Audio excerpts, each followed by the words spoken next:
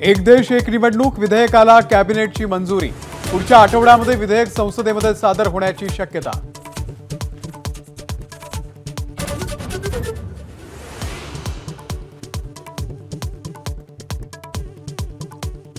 मंत्रिमंडळ विस्तारासंदर्भात महायुतीच्या तिन्ही नेत्यांची आज बैठक होण्याची शक्यता। कुणाला मंत्रिपदाची लॉटरी लागणार यावरती शिक्कामोर्तब होण्याची शक्यता।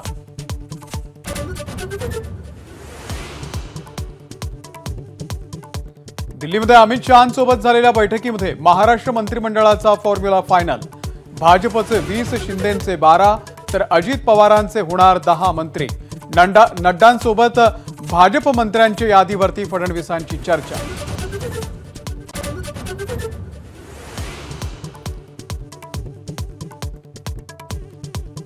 मुख्यमंत्री देवेंद्र फडणवीस यांनी दिल्लीत घेतली पंतप्रधान नरेंद्र मोदींची भेट।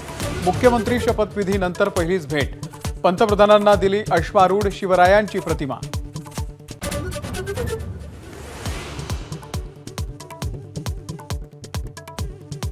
पवारांच्या वाढदिवसाच्या निमित्तानं दिल्लीमध्ये अजित पवार यांनी घेतली भेट। राजकारणामध्ये टीका टिप्पणीच नाही तर त्या पलीकडे सुद्धा संबंध असतात। शरद पवार यांच्या भेटीनंतर अजित पवार यांची प्रतिक्रिया।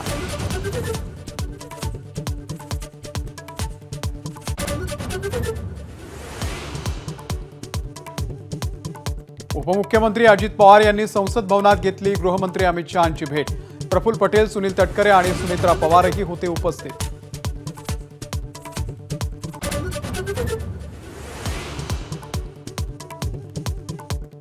विरोधी पक्षनेते पदासाठी अजून प्रस्तावच आला नसल्याची विधानसभा अध्यक्ष नार्वेकरांची माहिती। सभागृहामध्ये विरोधकांचा आवाज न दाबण्याची ग्वाही।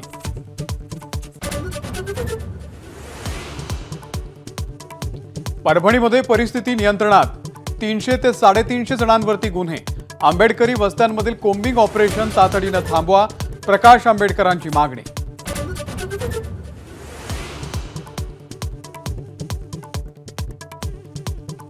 अमरावती, भिवंडी आणि संभाजीनगरसह 17 शहरांमध्ये एनआयएचे छापे।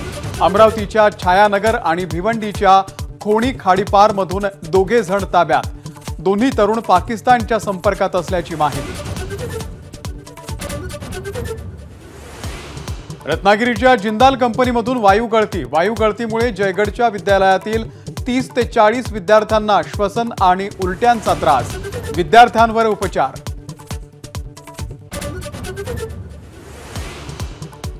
टिपू सुलतानची जयंती साजरी करण्यावरती बंदी घातली आहे का हे महाराष्ट्र सरकारनं स्पष्ट करावं।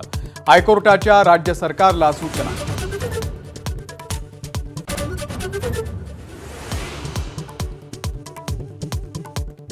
पुढील वर्षातल्या 24 सरकारी सुट्ट्यांची यादी जाहीर। 2025 पासून भाऊबीजेलाही मिळणार सरकारी सुट्टी। 4 सुट्ट्या रविवारी आल्यानं सरकारी बाबू खट्टू।